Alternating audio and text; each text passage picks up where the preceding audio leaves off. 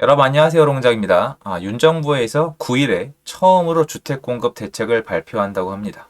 발표하기 전에 영상을 만드는 이유는 제가 하고 싶은 얘기가 있어서예요. 그리고 발표 난 다음에는 제 얘기가 잘 안 들릴 거거든요. 그래서 영상을 지금 찍습니다. 시청하시기 전에 구독하기, 좋아요, 멤버십 부탁드리고요. 제 멤버십은 매주 토요일 라이브를 진행하고 있습니다. 재건축 재개발 규제 완화 용적률 500% 상향, 청년 원가주택 역세권 첫집 공급 1기 신도시 정비 계획도 공개. 이렇게 나와 있고요. 내용은 이미 꽤 오래됐습니다. 꽤 오래전부터 250만 원 플러스 알파 공급 대책을 발표하겠다라고 얘기를 해왔고요. 무조건적인 비판, 무조건적인 지지 그런 내용 전혀 아닙니다. 왜냐면 지난 영상을 통해서 말씀을 드렸죠. 예전에 보금자리 주택이랑 2기 신도시를 합치면 계획은 훨씬 더 많았지만 실제로 지어진 걸 따지면 그래도 80만 호 요 정도가 되는데 3기 신도시가 30만 호니까 부족한가 보다. 그런데 어쨌건 그게 부족하니까 또 공급하나 보다. 또 공급 계획이고, 그리고 마침 정비 계획이 굉장히 중요하고, 일몰제 이후로 서울의 재개발 재건축이 많이 멈춰 있으니까 우리 눈에 안 보여서 그렇지 많이 멈춰 있거든요. 모아주택이든 뭐든 정비를 해야 되긴 해야 되니까 이런 게 하나 나오나 보다. 이렇게 생각을 하고 있고요. 발표를 하긴 해야 된다고 생각을 해요. 근데 제가 이번 발표가 나오기 전에 이 말씀부터 드릴게요. 발표가 나도 크게 신경은 안 쓰셨으면 좋겠습니다. 미친 소리처럼 들리겠죠. 변창흠 장관님이 이사대책 발표했을 때 똑같이 말씀드렸죠. 이거는 일말에 신경 쓸 가치조차 없다. 나는 이거 실현 가능성 거의 없다고 생각을 한다.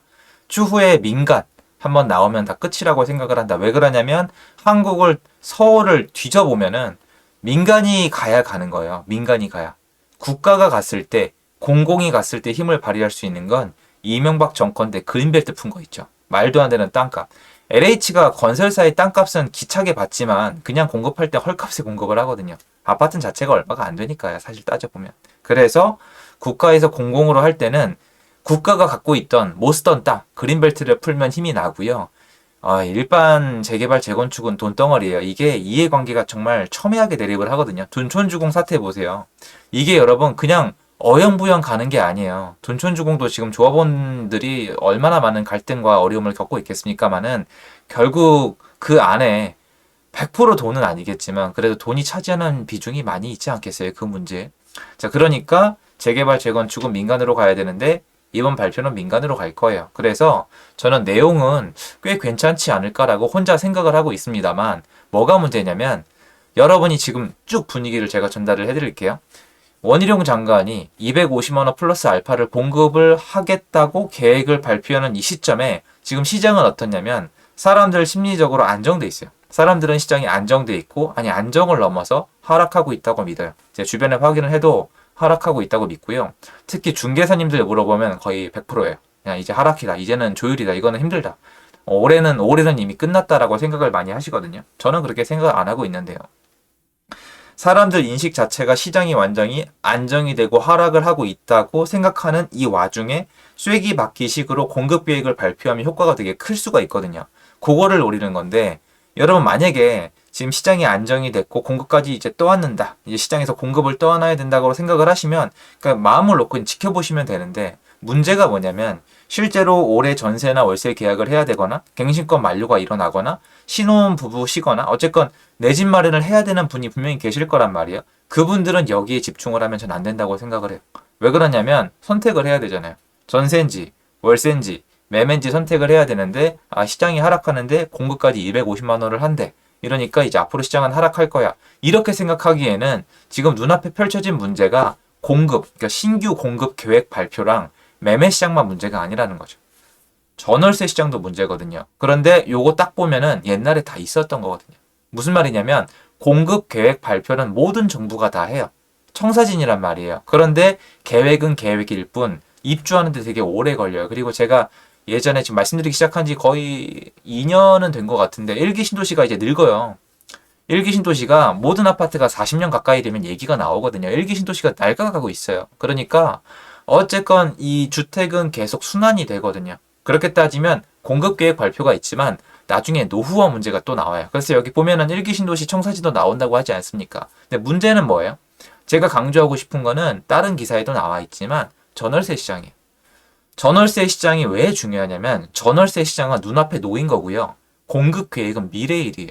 공급 계획은 실현이 돼봐야 한단 말이에요. 그런데 전월세 문제는 눈앞에 있는 문제고 전월세 문제를 해결을 못하면 구축 매매 시장에 영향을 미치는데 공급 계획을 발표할지 모르겠지만 서울과 수도권의 공급 물량은 지금 부족해요. 특히 서울이 부족해요. 경기도는 그럭저럭 있어요. 인천은 꽤 많아요. 근데 서울은 정말 부족하거든요. 근데 아시겠지만 역사적으로 증명이 된 건데요. 경기도의 입주 물량으로 서울의 수요를 다 소화를 할 수가 없어요. 예전에 어떤 분이 이런 얘기 하셨잖아요. 불이 서울에 났는데 소방차가 왜 경기도에 가냐. 이런 얘기를 많이 하셨잖아요. 실제로 그런 현상이 일어난단 말이에요. 그러니까 부동산을 공부하시는 분들은 이 내용을 쪼개보고 앞으로 내가 어떻게 행동하면 되고 이런 행동을 생각을 할 수가 있지만 올해 안에 전세나 월세를 구할 분들이나 이사를 가실 분들은 여기 집중하시면 전 어려울 거라고 보거든요. 그러니까 물론 제 의견이 들어가는 거겠죠. 전월세 시장이 지금 안정이 안 돼 있고 월세 시장으로 몰려가고 있으니까 월세 시장이 포화가 되면 전세, 그 다음에 매매로 올 텐데 요게 올해 하반기부터 일어나고 있을 가능성이 높기 때문에 일정 시점에 다다르면 갱신권을 쓸 수 없게 된 분들의 선택 여하에 따라서 구축 매매 시장이 다시 자극을 받을 수가 있다. 이럴 때 더더욱이 신규 공급이 많으면 해결이 될 텐데 일단 부족하다. 그리고 원래 2023년도 하반기부터 본격적으로 강남을 필두로 입주가 많아야 되는데 이게 약간씩 지지부진하다. 되긴 돼요.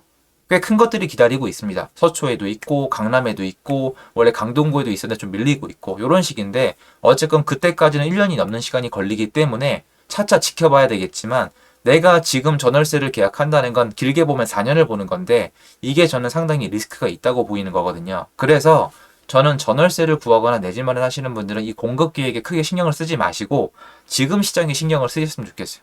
왜냐면 여러분 지금이니까 제 얘기를 들으시지 이거 발표나잖아요. 그러면 저도 다룰 수밖에 없을 거고 다른 분들이랑 뉴스에서 이것만 다룰 거란 말이에요. 이렇게 나올 거예요. 시장 하락 중인데 250만 원 플러스 알파 쐐기 받기라고. 이러지 않겠어요? 딱 분위기가 그렇잖아요. 지금 시장이 강남까지 다 하락하고 막 2년 전 가격으로 돌아가고 미분양이 옛날에 막 6배, 7배가 나고 있는데 그 와중에 윤정부에서 쐐기를 받기 위해서 250만 원가 넘는 공급 계획을 발표했다. 앞으로 집은 남아돌 것이다. 이쪽 방향으로 갈 거예요. 왜냐면 그런 기사가 조회수가 많이 나오고 있거든요. 그런데 그런 기사가 전월세를 구하는 분들에게는 아 지금은 전월세로 들어가는 게 맞는 선택이야 라고 확신을 줄 수가 있는데 한번 그래도 생각을 해봐야 되지 않겠어요? 왜 그러냐면 저는 이게 약간 재밌는 것 같아요. 이 현상이 재밌다는 거예요. 그분들의 사연이 재밌진 않아요. 그건 좀 화가 나는데 이 현상은 좀 이상한 것 같아요. 보시면 지금 분위기 자체가 언론에서 집을 절대 사면 안 되고 살 사람이 없고 앞으로 일단 이제 하락할 일만 남았고 쐐기를 박을 건데 집을 사면 안 된다고 얘기를 하고 있지 않습니까? 그럼 전월세 시장으로 가라고 해요. 근데 또 무슨 기사가 계속 나와요. 깡통 전세, 전세 사기 기사 계속 나오죠. 제가 두 개의 기사를 계속 다루는 건데 전세나 월세 시장으로 사람들을 지금 언론이 밀어 넣어요. 이건 팩트예요, 여러분. 그게 여러분 선택이 어떻다는 건 아니에요. 전세, 월세 여러분 선택이에요. 당연히 존중하는 게 맞는데요. 전월세로 밀어 넣다 보면 어떻게 돼요? 쉬워요, 여러분. 전월세로 사람들을 밀어 넣으면요. 전월세 가격이 올라요. 왜 그러냐? 신규 공급이 부족하거든요.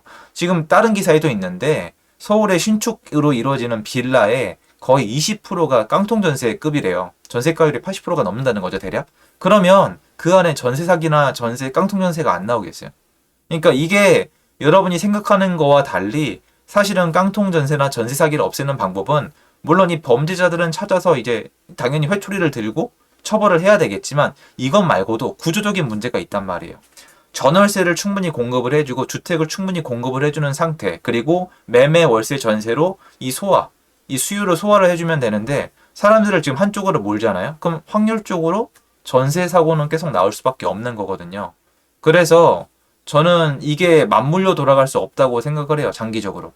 나중에 이거 보면은 뭐 솔직히 이제 월세 때문에 사람들 렌트푸어 얘기도 나올 수밖에 없는 구조로 가고 있고 전세는 지금 사람들이 여러분도 입장 바꿔서 집이 2억 5천인데 전세 2억 4천에 들어가고 싶으세요? 그러니까 우리 이웃들에 대해서 너무 간과하고 있는 게 이거예요. 야, 2억 5천짜리 집에 2억 4천에 전세에 왜 들어가?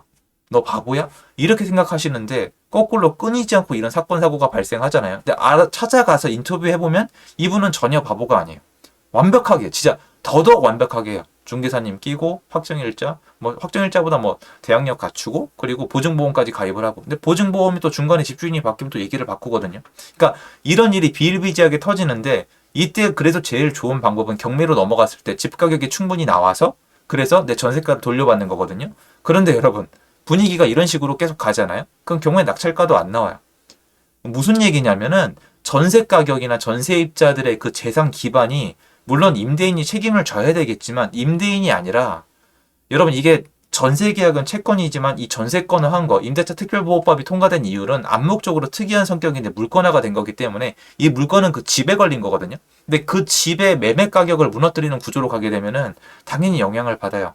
이거 올려줘야 되는 뜻은 절대 아니지만 이 구조로 가게 되면서 추가적인 대책을 해주지 않으면 전세 사건 사고는 계속 나오거든요. 그러니까 공급 계획이 나오고 뭐 쐐기를 받고 여러 가지 기사가 쏟아지겠지만 그럼에도 불구하고 여러분이 택할 전세나 월세 가격이 앞으로 안정돼 있을지 아니면 월세가 더 올라가고 전세가 더 올라가고 이게 나중에 매매가에 영향을 미칠 수는 없을지에 대해서는 공부를 해보셔야 돼요. 그리고 이 공급 계획이 된다는 보장도 없는데 분명히 지금 분위기에서 발표가 되면 되게 무게감 있게 들리고 무섭게 들릴 수가 있거든요. 발표 난 다음에 한번 보세요. 기사를 엄청 많이 다룰 수밖에 없을 테니까. 그래서 그런 선택에 놓이신 분들 요 말씀 드리고 싶어서 영상을 준비해봤습니다. 도움됐으면 좋겠고요. 제 영상은 여기까지입니다. 감사합니다.